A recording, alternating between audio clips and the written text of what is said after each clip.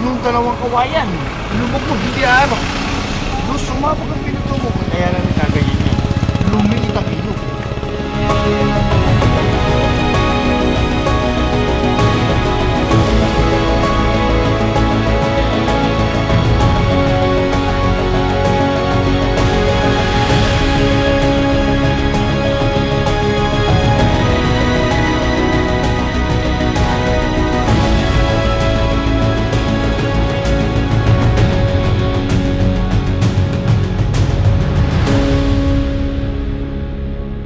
Dito tayo ngayon sa may arko ng Bulacan.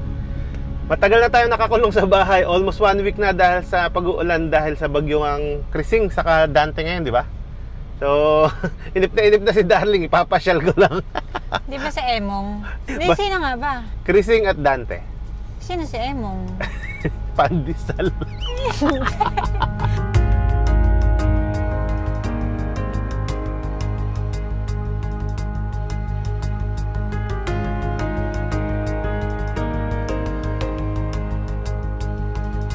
Unang napansin natin, medyo kakaunti yung dumadaan ngayon sa kalsada kasi nga suspendido yung mga pasok ng klase at saka mga government, di ba?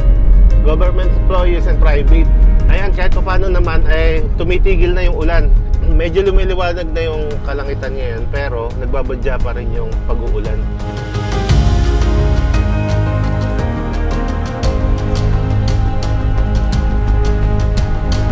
Baha guys dito sa Malolos bago dumating ng Robinsons. Okay, na dito na tayo sa may part ng Dakila bago dumating ng Robinson. Eto ngayon, gutter deep siya. Kaya naman kahit na mga maliliit na sasakyan, kahit mga motor, kotse, sedan. Mababa pala tong part na to. Ang kagandahan pala guys, may nakaantabay naman na pulis dito yan para sa rescue kung sakasakali mang may masiraan. Talagang sumusuong din sa baha.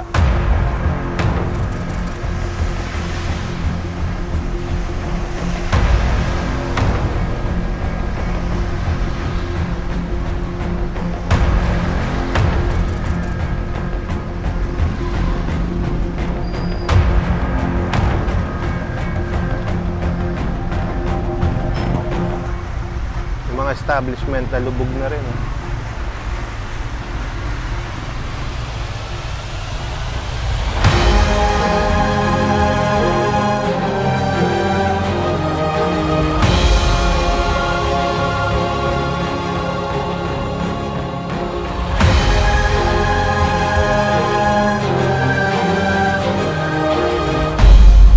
Okay, dito sa part ng Robinson hanggang sa pausta na to, siguro hanggang makarating ng Sacred Heart, wala namang tubig. Tingnan natin. Ayun, may responde na ang mga DPWH. Nagpapatch sila ng mga malalaking butas ngayon. Ito, ayan, tinatambakan nila ng mga bato, buhangin. Sana aspaltohin din, ano? DPWH. Okay, approaching. Dito na tayo sa may flyover. Pero dito tayo sa ilalim dumaan para makita natin yung sitwasyon dito sa baba. Dito sa flyover ng Crossing Malolos.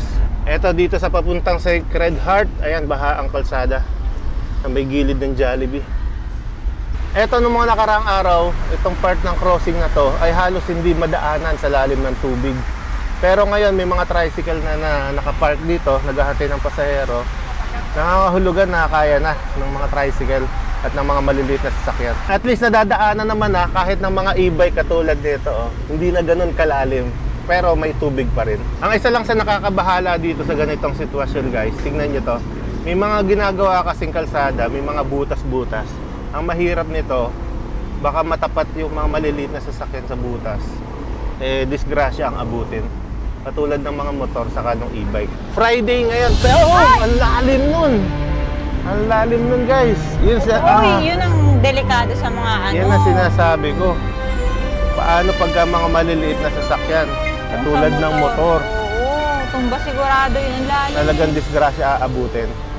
So after nun, makalampas tayo ng flyover, okay naman na. Walang tubig dito sa may papunta ng Capitol at ng BSU dito sa Bulacan.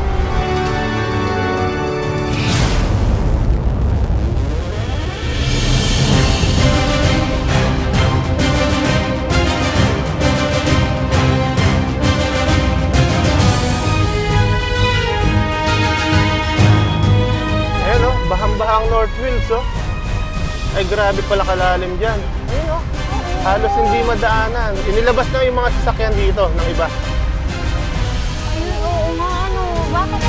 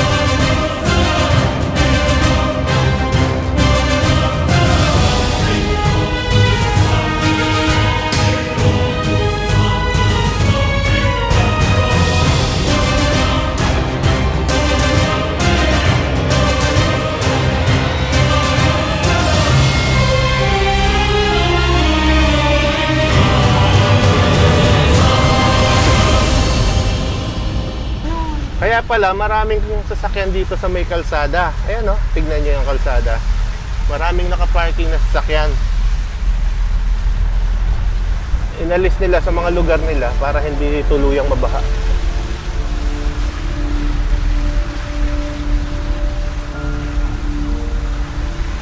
Ano to? Tapos eto pa, Green Plains. Lubog na lubog din sa tubig oh.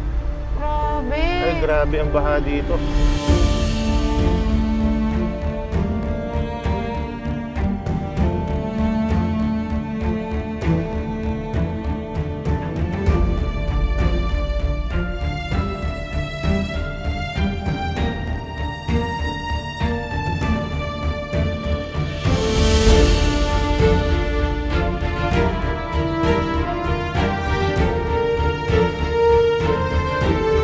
Ito, may nasundan tayong Philippine Red Cross Rescuer. May dala silang mga bangka. Ito naman, Metropolis. Taga dito si Tito Eddie. Yan, baha din. Ay, grabe, baha rin sa kanila. Hindi rin makakapasok, oh. Ayun, Meron. Kaya pa. May tricycle, ano? Oo ba man?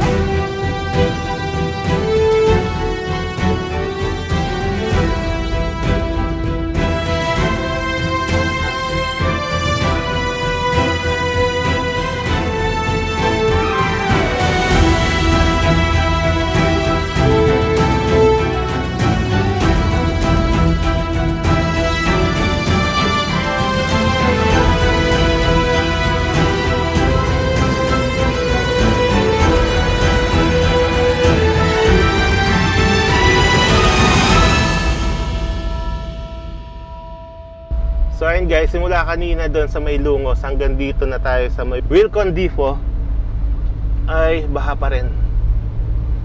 Ang lalim ng baha nito, lampas sa gutter. Pero ang pinaka-apektado ng baha talaga ay ang Kalumpit at Hagunoy. Yan ang pinaka-catch basin. Talaga mga lubog yung mga kalumpit. Ito lahat ng mga sasakyan sa kalsada. Ginawa na nila parking area itong mga gilid ng kalsada kung saan wala pang masyadong tubig. Ay, yung iba nga gumagamit na ng tractor oh, para lang makatawid. Oh. So ayun guys, nandito na tayo sa may tulay ng Kalumpit. Ito yung ilog. Lalim ng tubig ah. Lubog yung mga kalsada dun. Try natin magpalipad ng drone. Medyo umulan pa eh, pero try na rin natin.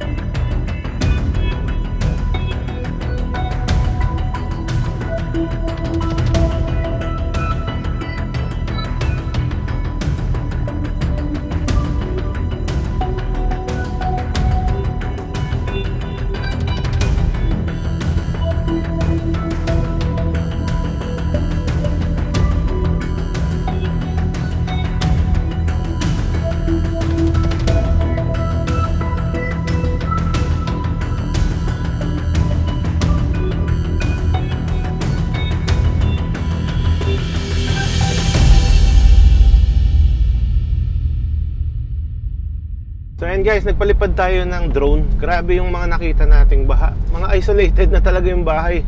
Nakita natin talagang bangka na lang ang pwedeng sakyan nila para makarating dun sa bahay nila. Okay, kaliwa tayo dito sa way na papunta ng Hagunoy pa rin. Ito, papuntang Hagunoy din to eh. Try naman natin dito pumasok. Kasi sabi nila, ito din yung isa sa pinaka-prone area sa baha. Pamahala ang bayan ng Kalumpit. Ito, dito pala pupunta yung kasabay natin kaninang Philippine Red Cross na bangka. Ay, ayan o. Ibig sabihin dito, talagang hindi na makatawid yung mga sasakyan. Sa may gawi siguro sa gawing dulo. Ito, naka-standby sila, no? Standby lang muna.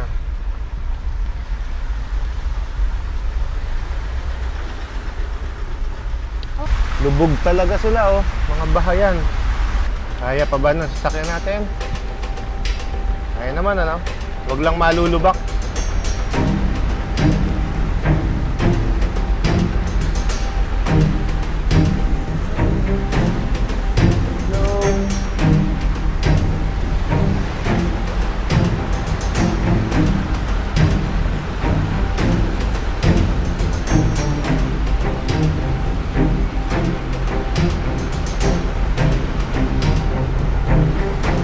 Grabe! Ay!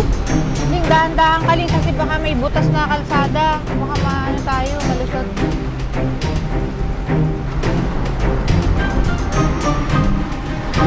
Ay! Ling! Meron... Natanggal yata yung bumper natin. Natanggal na ba? Tanggal yata yung bumper. Ano yung maingay?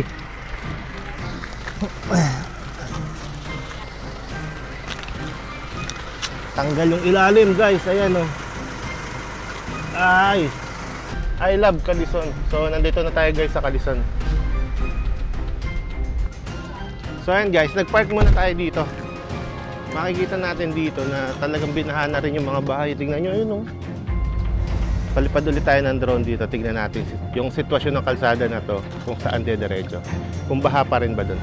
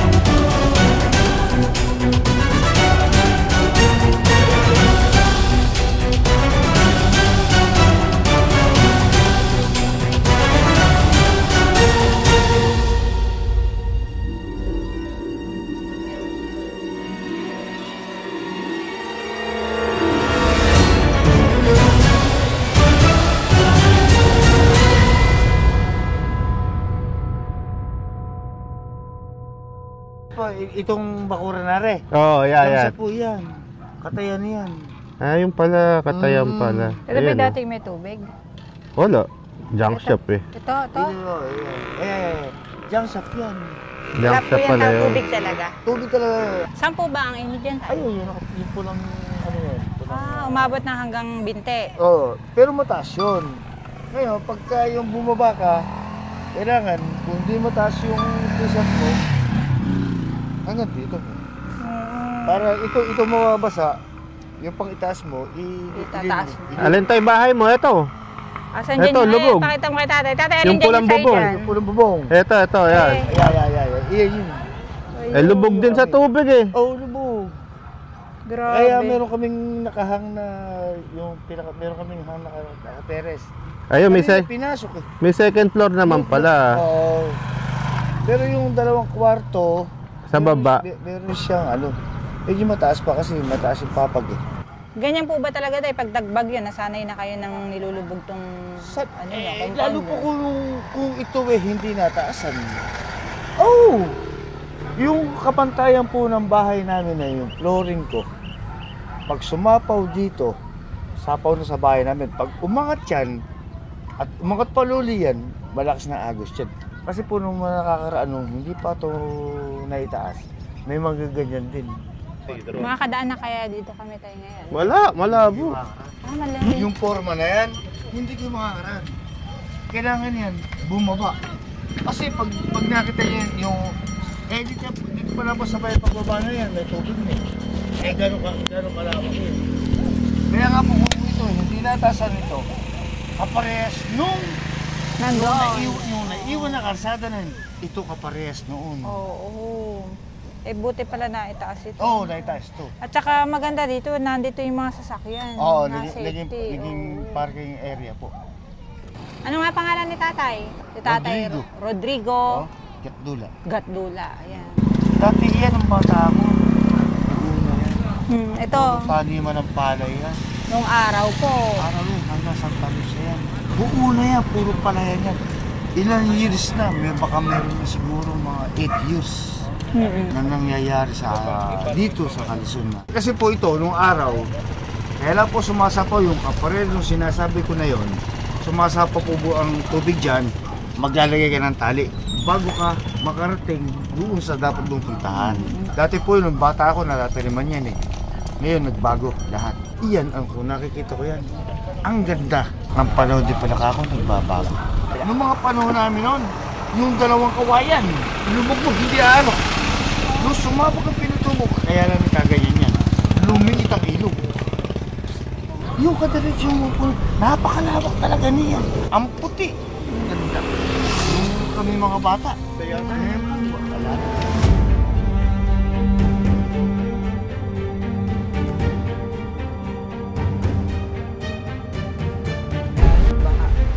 Malalim din pala dito guys sa Sokol. Dito sa Barangay Sokol, dito sa Kalumpit.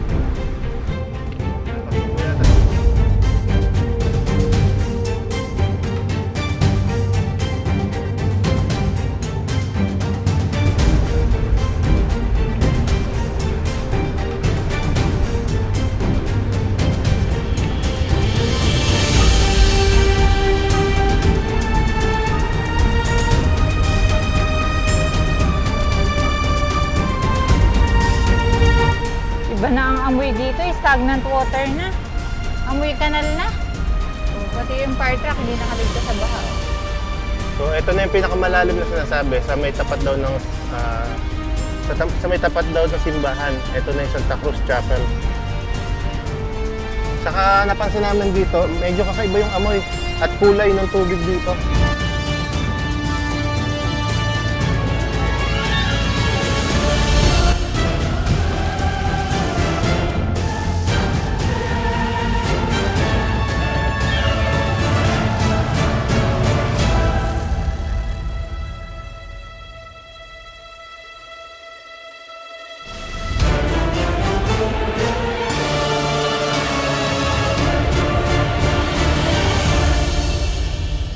Yun po yung trabaho ng Agila, kagaya namin. Tumulong. Hindi sila mag-antay nyo, pero kahit pa paano po, bibigyan po kami ng batik po natin. Salamat po. Habang may buhay, mananong po po natin lahat. Maraming salamat po. Lakas oh! Ang lakas oh! Ang lakas!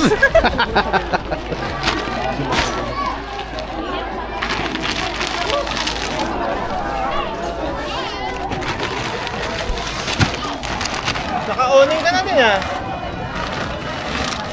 Nakita ko yung owning mo nung nakaraan sa Quezon ah. Sabi sa akin, sabi sa akin ng mga doon, minute mo na. Oo.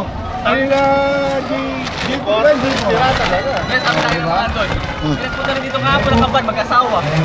Kilala ko yun. Ang problema ko yan, hindi sinesave mo yun eh. Nagsalita na po ako.